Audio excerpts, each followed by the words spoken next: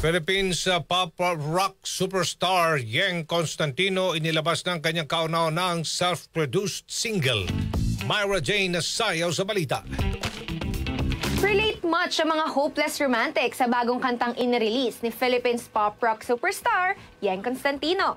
Pinamagatan na lumulutang nahuhulog, ito ang kauna-unahang self-produced original single ni Yeng na umiikot sa emosyon ng isang taong nais magmahal ngunit takot sa posibilidad na hindi mahalin pabalik. Ayon kay Yeng, 2023 pa nang simulan niyang isulat at i-record ang kanta, ngunit dahil sa pagdadalawang isip ay hindi niya muna ito ni-release. Makalipas naman ng ilang taon, ni-revisit niya raw ang kanta at dito na siya nagkaroon ng lakas na loob na i-share ito sa kanyang mga fans. Mapapakinggan ang lumulutang nahuhulog sa iba't ibang digital music platforms. At iyan ang aking showbiz chika ngayong Miyerkules ng umaga. Ako si Myra Jane Nasayaw, Tatak RMN.